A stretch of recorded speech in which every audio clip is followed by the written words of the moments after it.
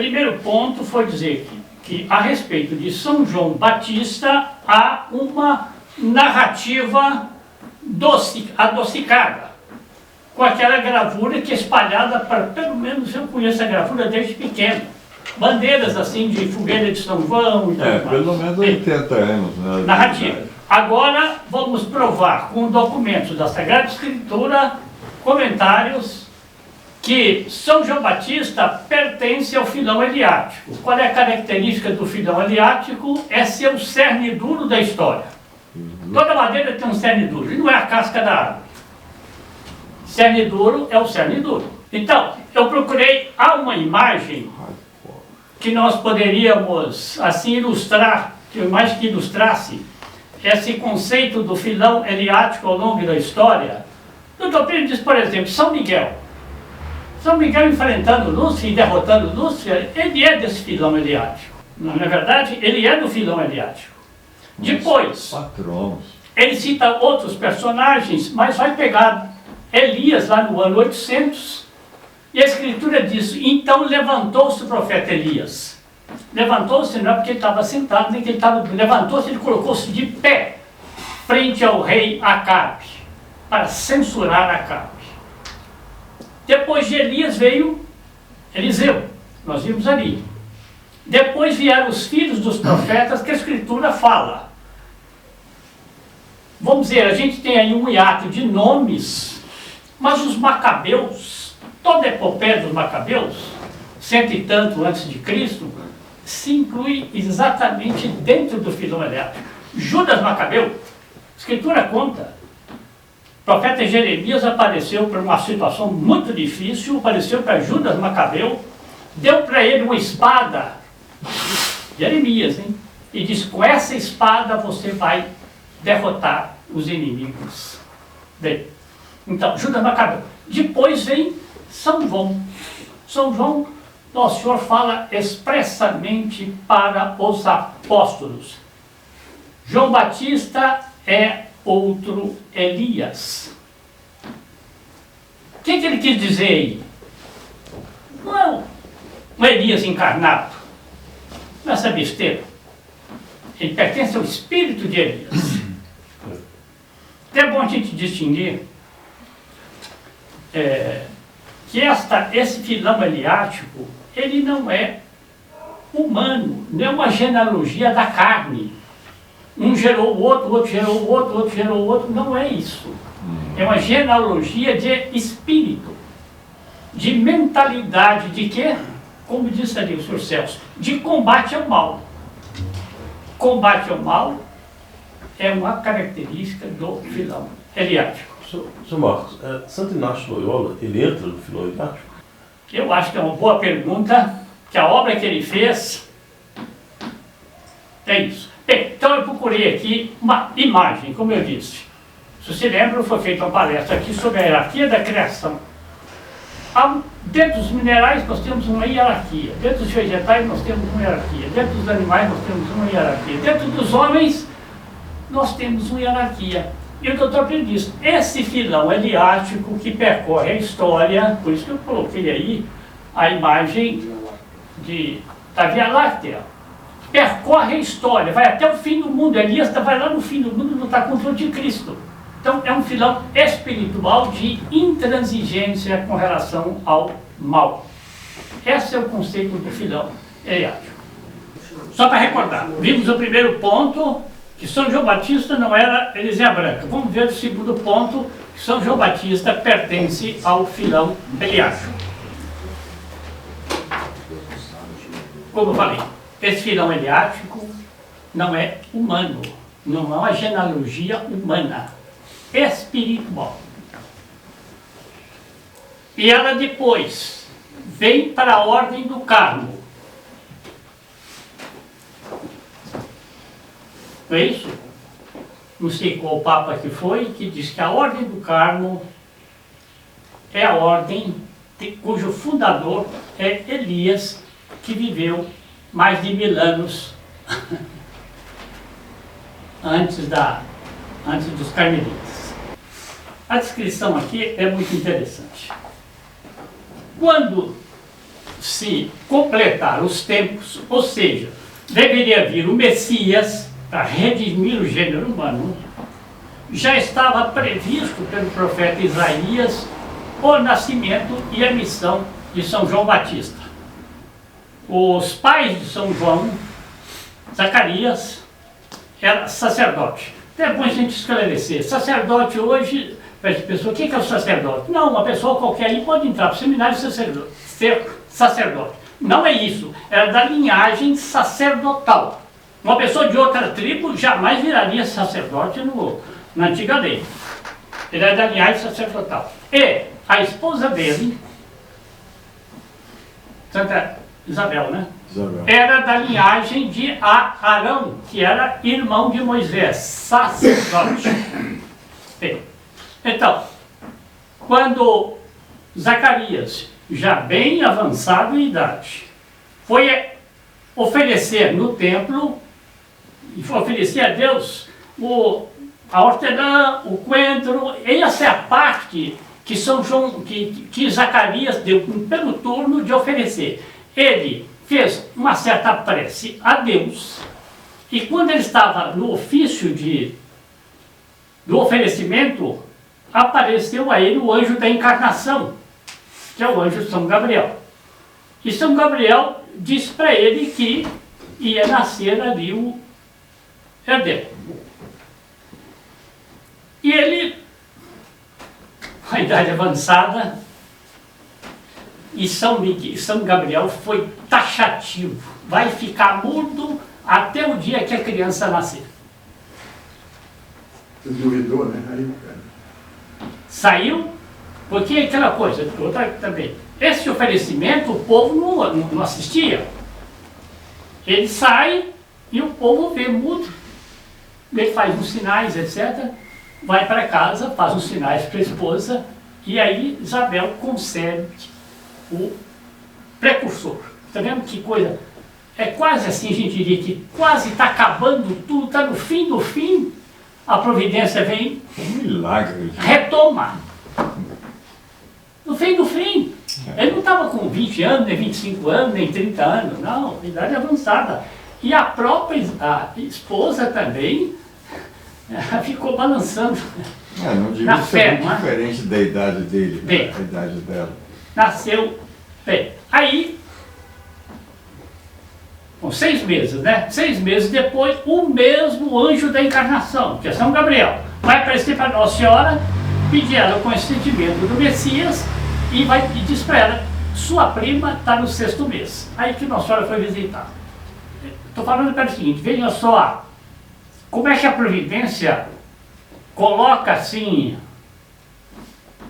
espécie de fim, porque nós também estamos numa espécie de fim, hein? Tem uma reação conservadora entre os jovens, tem não sei o quê, etc e tal, mas os grandes poderes da Terra, a ONU, a OMS, e sei lá mais o que, está na mão de quem? Não é isso? Bem, então, quando Nossa Senhora visita Isabel, também essas coisas da Sagrada Escritura que a gente não entende. Nossa Senhora saudou. Aí que está a coisa. Eu tinha me esquecido da importância, eu inseri aqui. Filão Eliático é o filão da devoção da Nossa Senhora. Tinha me esquecido, não sei porque é que deu esse brancão na minha cabeça. Filão Eliático é o filão da união especial com Nossa Senhora e que está prevista lá no Gênesis. Porém, inimizades entre ti, serpente, e a mulher. Entre a tua descendência e a descendência dela. Tu, serpente, armarás ciladas ao teu calcanhar.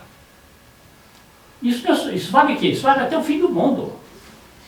E ela te esmagará a cabeça. Então, filão Eliático é Nossa Senhora. Quem está no topo do filão Eliático? Maria Santíssima. Por isso que ela disse em Fátima, por fim, meu imaculado coração triunfará.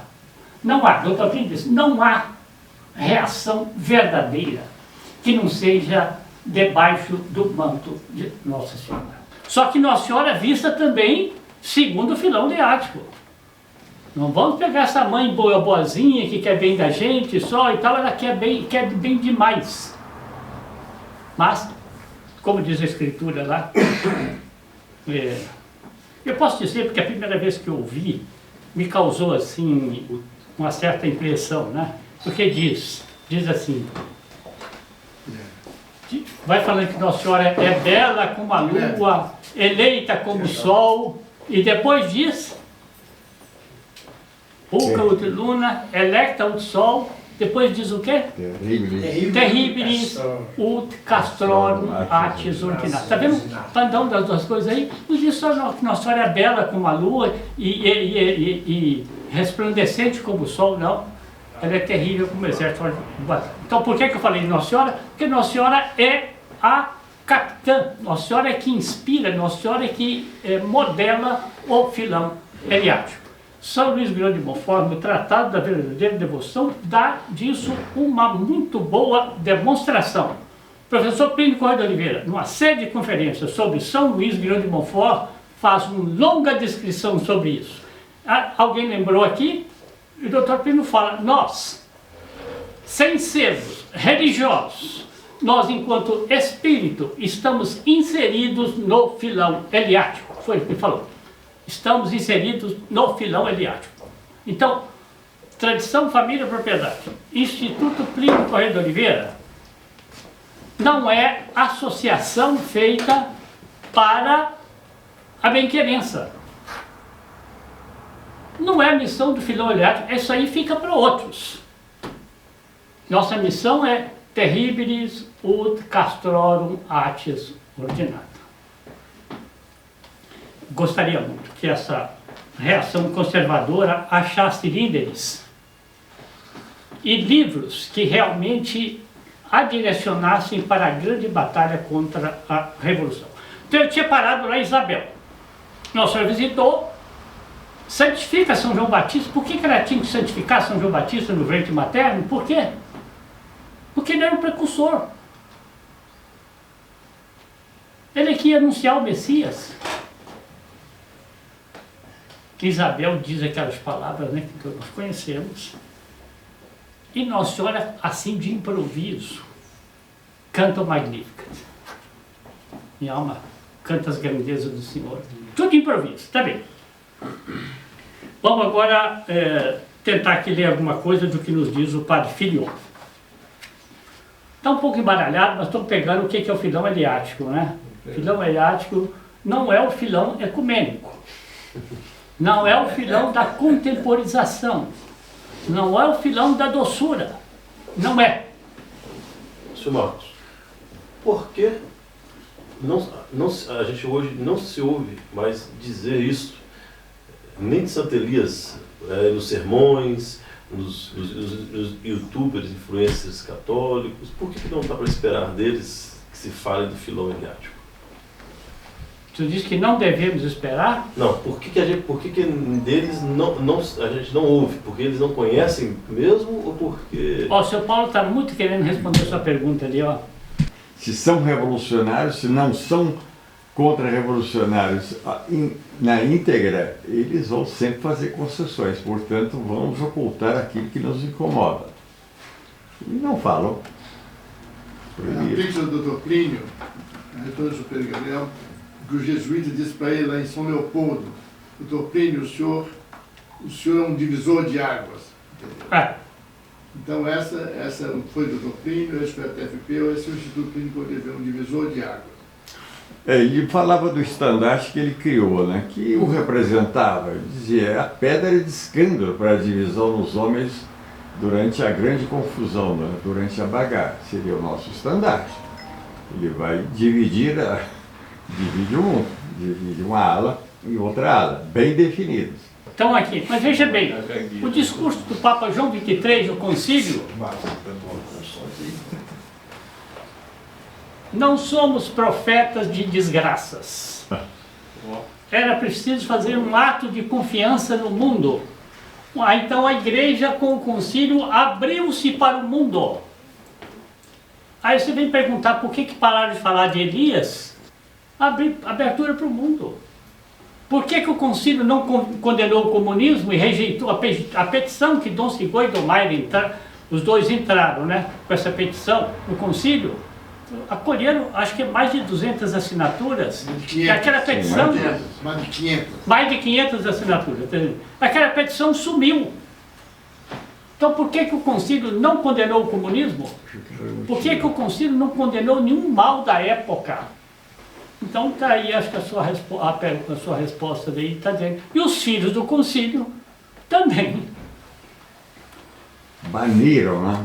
Qualquer sinal, referência a qualquer símbolo que tratasse do filhão eliático, porque é o filhão da guerra, da luta e do combate ao mal. Olha aqui, veja aqui como é que a escritura fundamenta, e o Padre Filion chama atenção, a entrada de São João Batista em cena.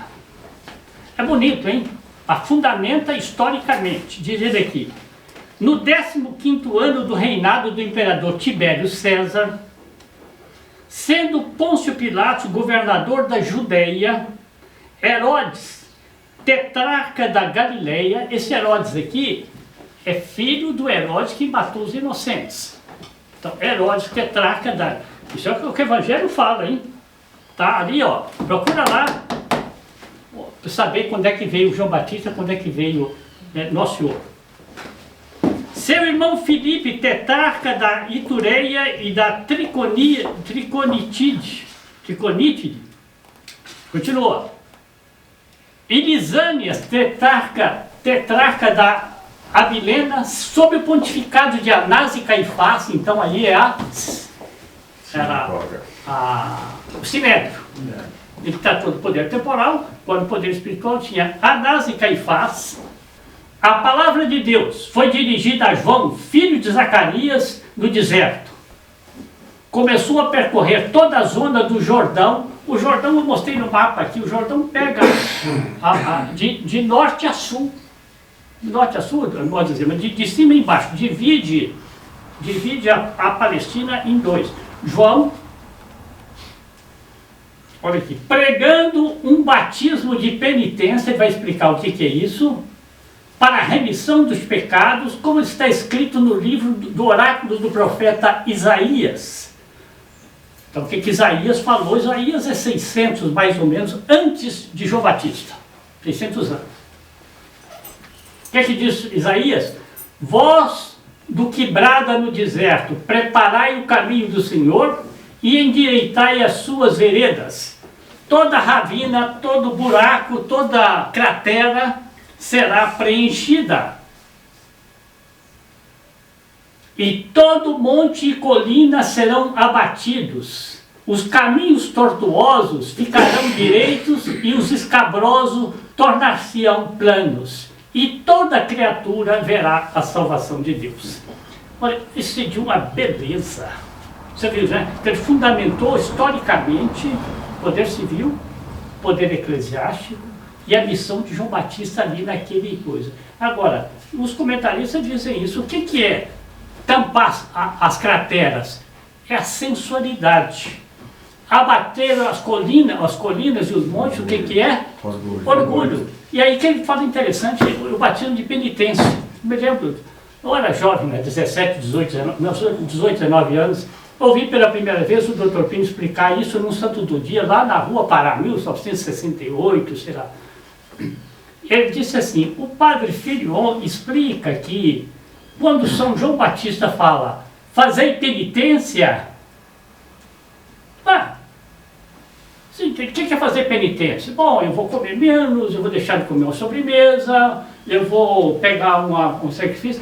Fazer penitência, disse, é conversão. A palavra original, lá, não sei se é do grego, não sei que, aramaico, não sei de onde foi escrito, né? Diz que é metanoia. São João, então, diz, fazer penitência, que o reino de Deus está chegando, é isso, convertei-vos. E quando chega a Nossa Senhora em Fátima, o que ela diz, o que ela pede?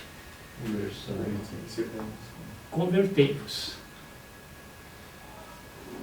São Paulo, é muito fundamental. E depois o seguinte, ele deu o exemplo vivo, então, combatendo o orgulho e a sensualidade. Isso. O mesmo pecado que deu origem à revolução. Então, origem que a revolução explora dia e noite para poder manter a revolução viva, senão ela morre.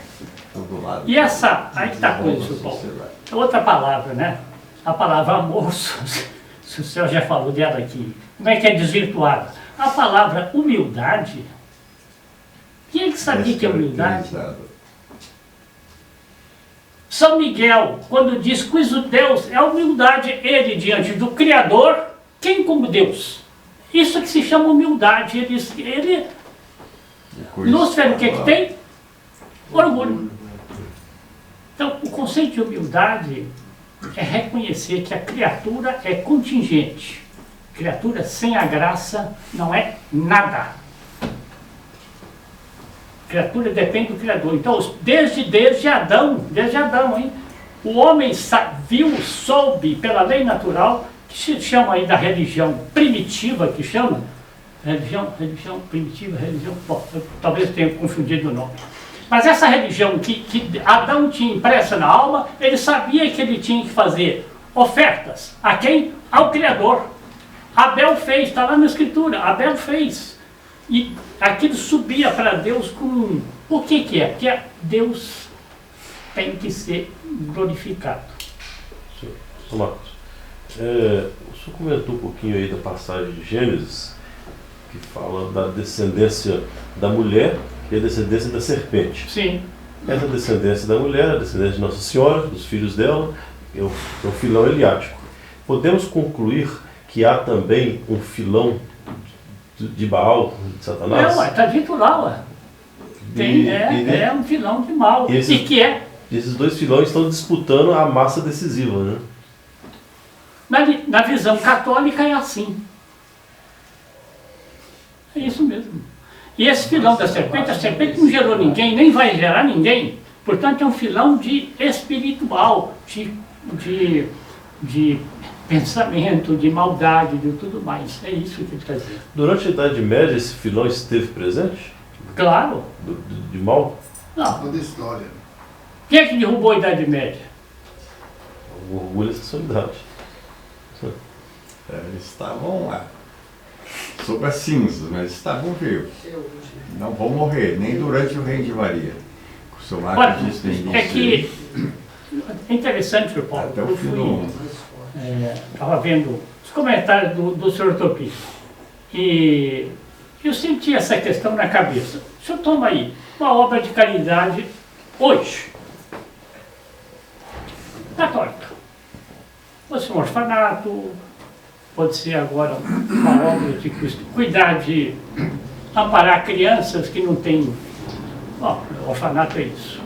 Enfim, obras de caridade de um modo geral. O Dr. Pino se pergunta, essas obras, elas têm obrigação de serem contra-revolucionárias? Essa é a obrigação do filão eliático, nós já vimos.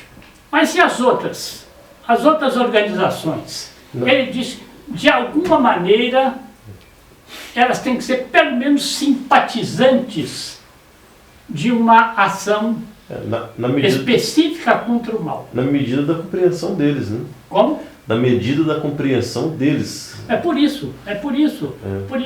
Mas não pode ser inteiramente indiferente. Isso aí, deixa para lá. A passagem de São João Batista. A ação de São João Batista naquela pessoa da época, quando chegou Nosso Senhor para pregar para ela, Nosso Senhor viu na alma dessa pessoa a ação de São João Batista. Aí aqui pegou exatamente o ponto que eu tinha me esquecido. Eu comecei a falar e esqueci, que é a questão da humildade de São João Batista. Então, São João começou uns meses antes da pregação dele, talvez um ano antes de Nosso Senhor. Então veio o tempo de Nosso Senhor. Nosso Senhor já vai para ser batizado por São João Batista. Tinha mais gente ali. E São João bateu o olho, viu, e disse, eu é que preciso ser batizado. Está vendo a humildade? Eu é que preciso ser batizado. E Nosso Senhor fala para ele: importa, por enquanto, que as coisas se façam assim. E São João, eu falo, é muito bonito, porque São João convoca batismo. E aqui é coisa espetacular, né? Porque vem a voz do Espírito Santo: esse é meu filho bem amado, em que coloquei todas as minhas complacências e tudo mais. Agora vem o ponto que você falou. Mais adiante um pouco, São João Batista vê o Messias, assim, à distância, e estava na companhia de Pedro, João, eu não sei se...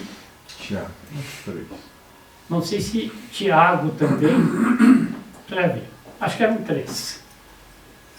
E São João, olha, esses 3 aí, e Santo André também, eram apostolado direto de São João Batista.